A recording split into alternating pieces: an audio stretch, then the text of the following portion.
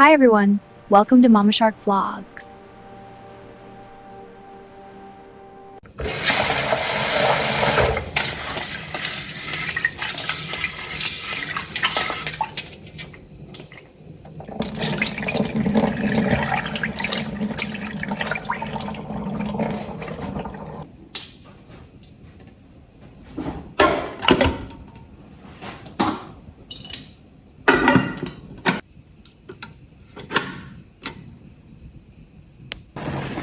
So, eto na yung ating salmon, guys. Yung iba nito is binibake. Ako naman is steam lang natin siya. Ay, steam lang natin siya. Hindi ko siya lalagyan ng mga salt, ganyan, paminta. Kasi nga, lalagyan na naman natin siya mamaya ng mga mayonnaise, cream cheese, ganon. So, ayan o. Hugasan muna natin. May skin to, guys. Ay, wala palang skin. O, nabaw, mali ako. Hugasan natin. Tapos, isi-steam ko lang siya. Tapos, mamaya, imimix na natin sa ating baked sushi.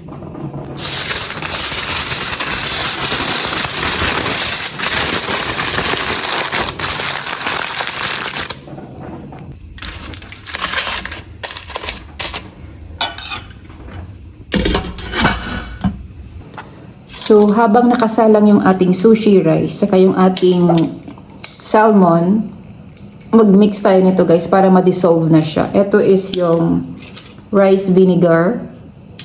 Ilalagay ko yung ingredients dito sa comment section or sa details. 2 tablespoon ng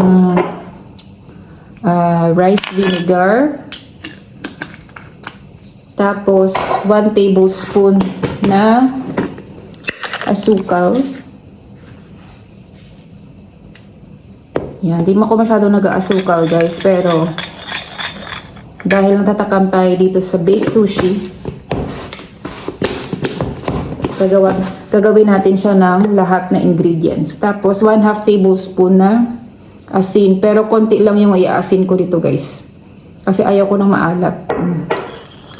Ayan, tapos i-dissolve lang natin to. Pag naluto na yung ating sushi rice, ayan, natatapon. Doon natin imimix mamaya.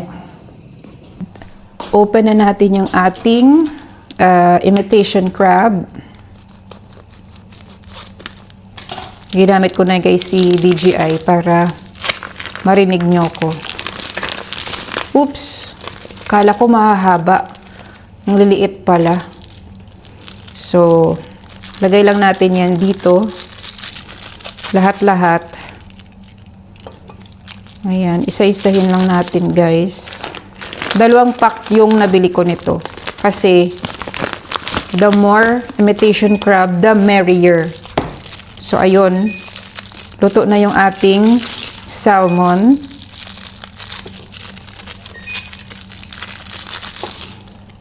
Kukunin na natin siya. Tapos, palalamigin.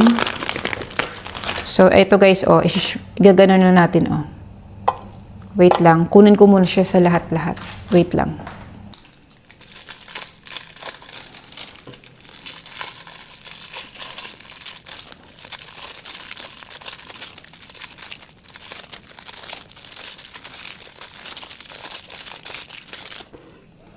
So, ayan guys. Tapos, shred lang natin ganyan, oh. Tapos, pag lumamig na yung ating salmon, pwede na natin siya ditong i-mix.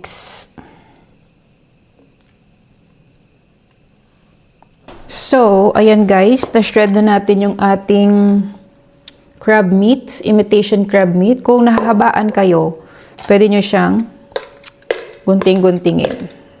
Ayan o, hanggang sa makuha nyo yung gusto nyong length. So, yung ating salmon is okay na. So, pwede nyo itong i-bake guys or i-steam. So, ako gin-steam ko lang siya. So, malamig na yan siya. I-mix na natin dito sa atin sriracha. Crab meat. Ayan. Tapos, durug-durugin mo lang yan guys. Durog-durugin. Kasi madudurog naman yung salmon eh. Okay. Tapos, tabi muna natin to. Ilalagay natin yung ating mayonnaise, KOP mayonnaise, sriracha kung gusto nyong maanghang, at cream cheese, tapos salt and pepper. So, pag ganito kadami guys, mga half na ganito, so mga 1 cup or 2 cups. Inikot ko na kayo guys para makita nyo talaga. Ayan oh. Mayonnaise. Tapos yung cream cheese. Ubusin na natin to guys kasi hindi naman natin magagamit eh. Kasi the creamier, the merrier. Ubusin natin to, sayang. Okay. Tapos kung gusto nyo ng maanghang, lagyan nyo ng sriracha. So ako, lalagyan ko lang siya ng konti guys kasi kakain yung mga bata nito.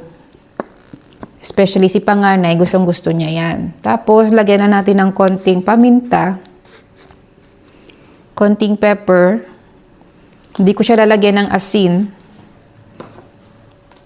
Kasi nga, may lasa na naman yung yung mayonnaise. Tapos, yan lang.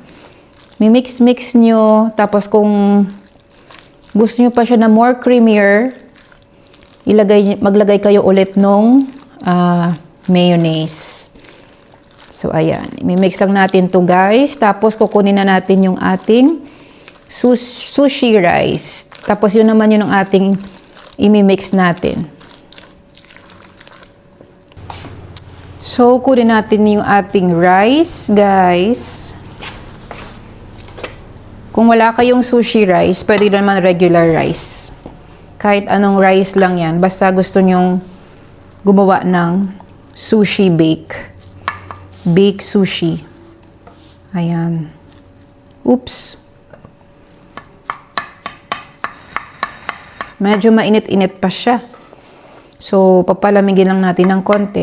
Pero okay lang yan guys kasi hindi siya lumamig. Kasi nga, ibibake na naman natin to. So, ibig sabihin, iinit din siya. Ayan. Medyo napadami yung aking sinaing na sushi rice, guys. Pero okay lang yan. The more, the merrier. So, tansya-tansya lang natin kasi mauumay ka din eh pag mas madami yung palaman kesa sa rice, di ba? So, ayan. Hindi natin siya uubusin. Balik natin doon. At dito, naalala nyo kanina yung na-mix nating rice vinegar, asukal, at asin. Konting asin. Yeah. Kaya hindi ako nag-asin doon kanina guys sa ating salmon mixture kasi nga may asin na ako dito. So, baka maalat ba siya. So, ayan. I-mix lang natin yan dyan siya. Tapos, mix-mix. Pag feeling nyo na masyadong basa, mag-adjust na kayo guys. Kayo na masyadong mag-adjust. Dagdagan nyo siya ng more rice. Pero ako, gusto kong ganito. Ayan. Mix-mix lang. Tapos, ifa-flat lang natin ganyan.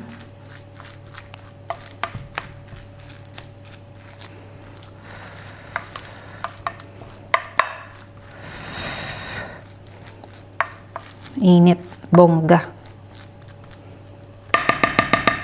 Okay. Tapos, lagyan natin ng seaweeds. Durugin lang natin to guys.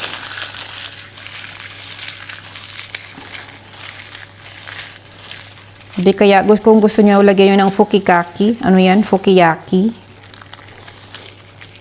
Okay. Spread out lang natin ganyan guys, oh.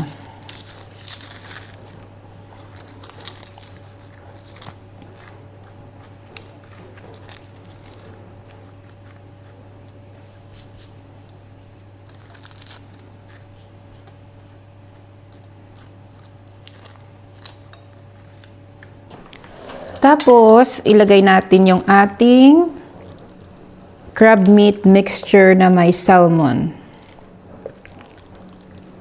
Ayan.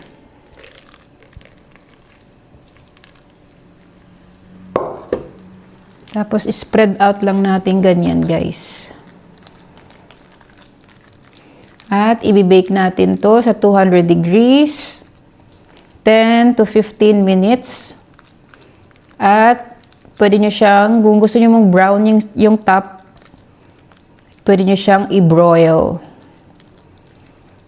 So, ayan. So, ilalagay na natin to sa oven, guys. 200 degrees, 10 to 15 minutes.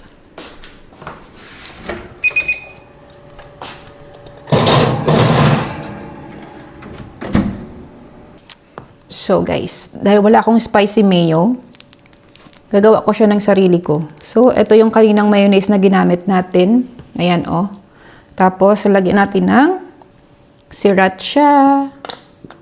Ayan. Tapos, mimix lang natin, guys. Mimix lang natin ganyan. So, meron na tayong spicy mayonnaise.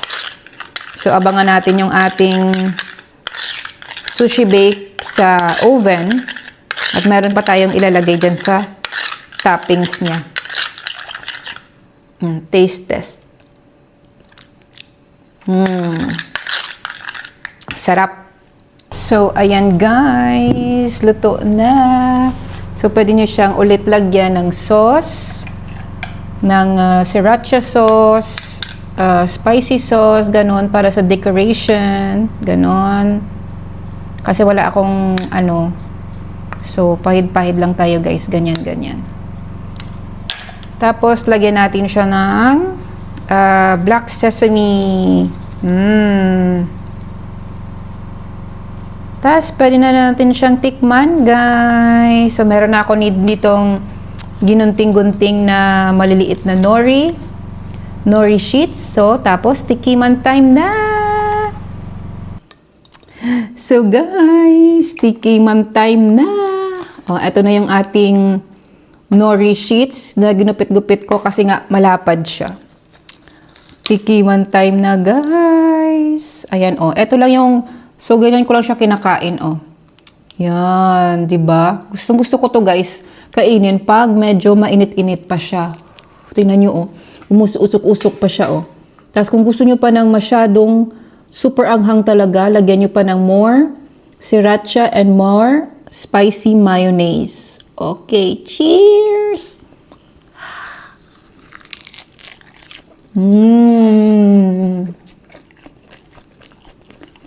Perfect.